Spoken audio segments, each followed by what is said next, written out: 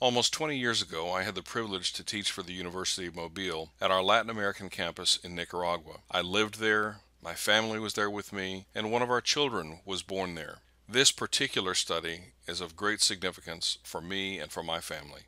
Livermore identifies a family member at the hospital as the cultural icon for this cluster. I'd like to say that the cultural icon is La Familia, whether it is in Central America, whether it is in South America, whether it is in Latin portions of the Caribbean. The family is everything. Family does everything together. They spend time together. They celebrate together. Everything about their lives revolves around the family.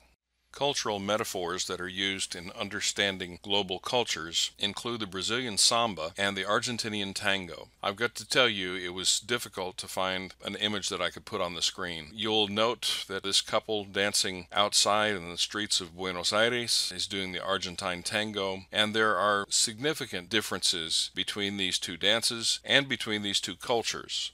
The sight of a mariachi band as a symbol for this cluster may seem a bit stereotypical, but the reality is that mariachi bands are found all over Latin America.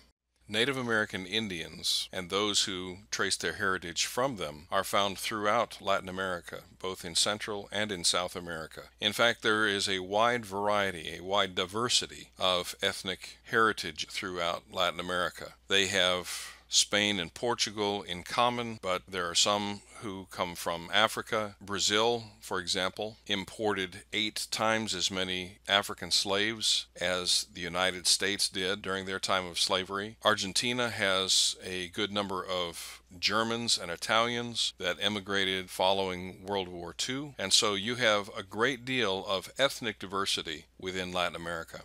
No overview of Latin America would be complete without addressing the symbols of the Virgin Mary and the Rosary. Mary is highly venerated in Latin America, with supposed visions of her at Guadalupe, a celebration of her about 2 weeks before Christmas in Nicaragua called Purísima, and she is referred to as the Queen of Heaven and the Mother of God. Mary is highly venerated. In addition, the Rosary, like this one pictured here, plays a major role in Central America and South America. Catholic faith is strong, and the saying of daily prayers by means of the use of rosary beads is a regular practice. Roman Catholicism is strong in Central and South America, and so it is appropriate here to overview the Catholic sacraments, although they are not addressed in any of your reading. Protestants hold to 2 sacraments or ordinances, baptism and the Lord's Supper. Catholics, on the other hand, hold to 7 sacraments, practices which are often understood to be good works in order to merit God's favor. They are baptism, confirmation, first communion, penance and confession to a priest, marriage, holy orders for those who surrender their lives to the calling as a priest or a nun, and then the anointing of the sick, what used to be called last rites or extreme unction.